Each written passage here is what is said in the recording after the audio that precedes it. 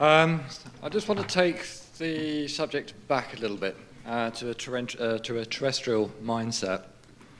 Back years ago when I started in IT, the term hacker seemed to pop up more often than not, but not for anything that was malicious.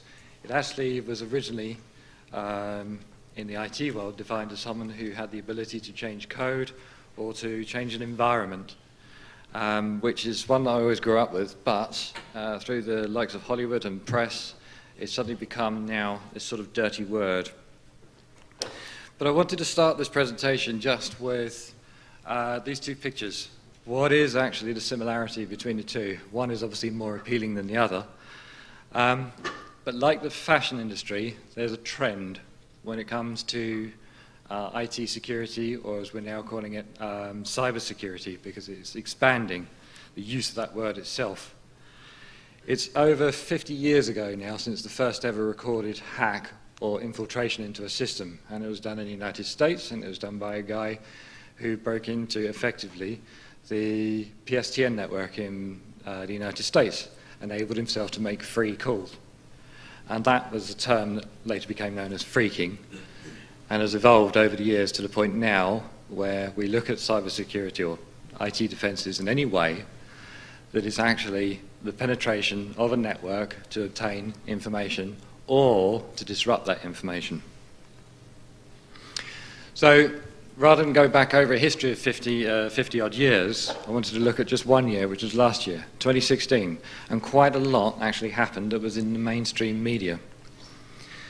So the first one, after a terrorist incident in last year, or 2015, there was an activity by the FBI who believed that information was contained on an iPhone belonging to the terrorist suspect.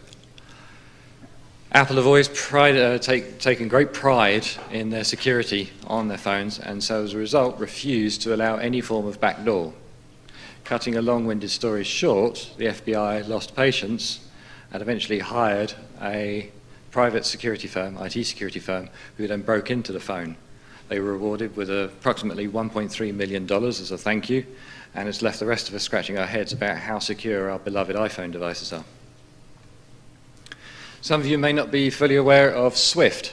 This is a messaging system, an intra-bank messaging system, so whenever banks pass transactions, they use this SWIFT. There was a bank in Bangladesh, thanks to one of the workers who managed to lift $81 million for his own use by infiltrating the SWIFT system. When he was caught and when interviewed about it, it turned out that the banking system was old. They were using old Ethernet switches, nothing had been patched, and it became very easy. It was something that required very little talent to be able to do. Obviously in the news a lot at the moment, but what isn't so much in the news is the Trump organizations. Over the past couple of years, it became clear that a lot of personal information was taken from different Trump organizations from their servers because they were using servers that were 13 years out of date. They had reached and gone beyond end of life. There was no security patches, and so no support for any of that software or operating system that they were using. We'll come back to Mr. Trump in a minute. LinkedIn, compromised for the second time last year. User accounts were taken, passwords were taken. Some of you may have had a message from them to ask you to reset your password. Tumblr, one of the social media networks, they lost, through breach, 65 million user accounts, or personal data that was relating to the user account. This was all last year. We go on to MySpace. If any of you still remember or still use MySpace, if you've forgotten about it, they didn't forget about you. Last year, 427 million user accounts were compromised, information taken. Not many people use MySpace now, but with anything when it comes to cybersecurity, there's always the one that needs to be talked about, which is social engineering, how to get information from someone. If your account was in MySpace and it was hacked, there's no doubt going to be personal information there that can be used. Right, this one caused some amusement and some scares. For those of you who don't know, adultfriendfinder.com was a dating site for married people who were looking for a little bit of fun on the side while remaining married. Last year they were actually compromised. 400 million accounts were then taken with personal details, including names and addresses and everything else, and then made available online in a separate area, which made an awful lot of people become a little bit interested in how secure internet was at that time, mainly married men. This one affected me. This is UK communications firm TalkTalk. They are a large telecom provider in the UK. They were compromised, accounts were compromised, and it didn't take long to find the culprit, but it turned out to be a 17-year-old boy who did it from his bedroom. When interviewed and asked why, he said, "I did it because I could." NSA, now we saw a lot of them with, in the last couple of years. Their own hacking tools that they created to break into other government agencies were stolen. And as if to rub salt in the wound, at the same time last year, 50 terabytes of information, classified information, was taken from the NSA. Now this one's the interesting one because it was actually not taken by virus, not taken by compromise, it was taken by what Frank mentioned earlier, which is a USB stick or in other removable media forms. That's 50 terabytes. Took a couple of years, but he did it, and it was a contractor. I gotcha. Right, so, said briefly, I'll come back to this one. Right, probably the most hated man in the world at the moment, regardless of political persuasion. Last year highlighted a couple of interesting things when it comes to security. One was the use of an unsecure email server by then Secretary of State Hillary Clinton, and it also the compromise of the DNC headquarters, which may or may not have actually influenced the outcome of last year's election in the United States.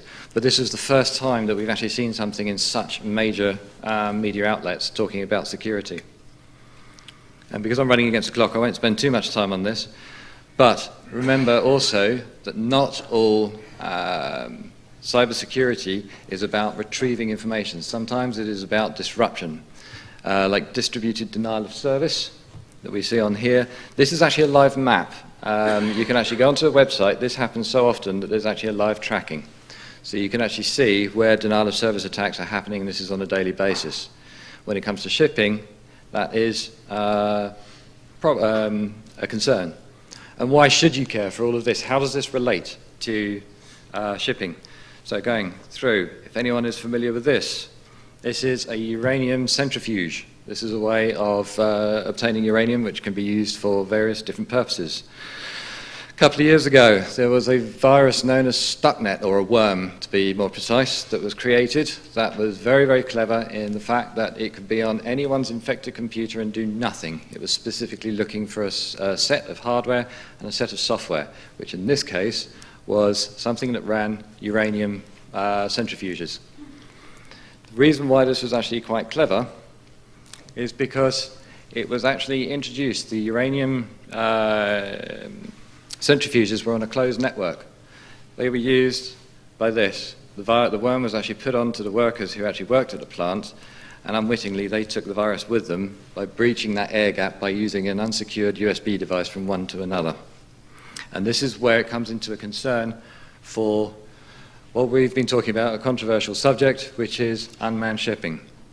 If there is the ability to create something where you're looking for a particular set of hardware or software, this becomes a real concern at this point.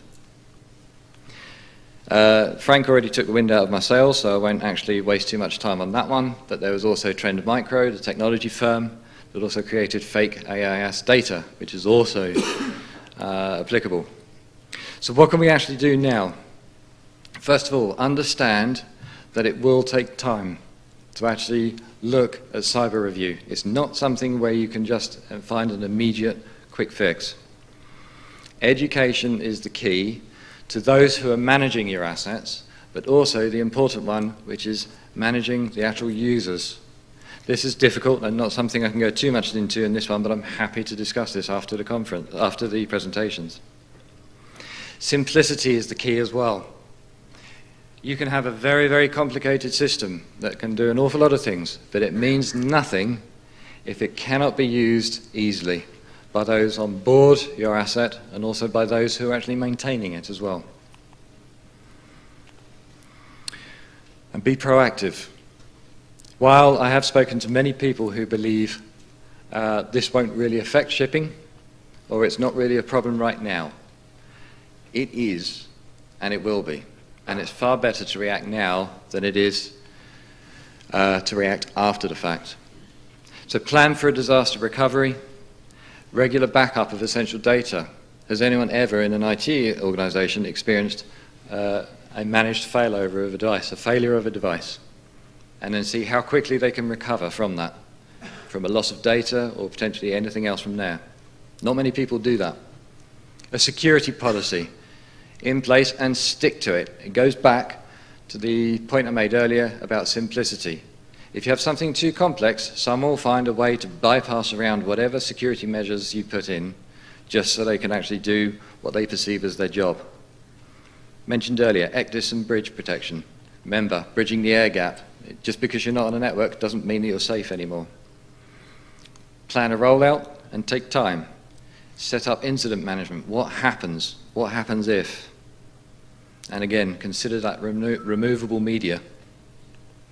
And then finally, excellent, 38 seconds to go. Always consider your security as less than 100%. Even if you buy a top-of-the-range firewall, cybersecurity solution, whatever, never think that it's 100% and never let it go in terms of don't forget about it and go, oh, I'm safe now. As I mentioned at the beginning of the presentation, trends, things evolve, and with that will so come these threats with it. So security is an organic thing, an organic entity that will grow, and you must grow with it, or anyone must actually grow with it. And then the last point is the most important one, is don't panic. Same thing, if you go to a doctor and he tells you that you've got something wrong with you, you go and look at it on the internet, you'll find someone who's actually died from it. Don't do that with internet security. There's plenty of people to help.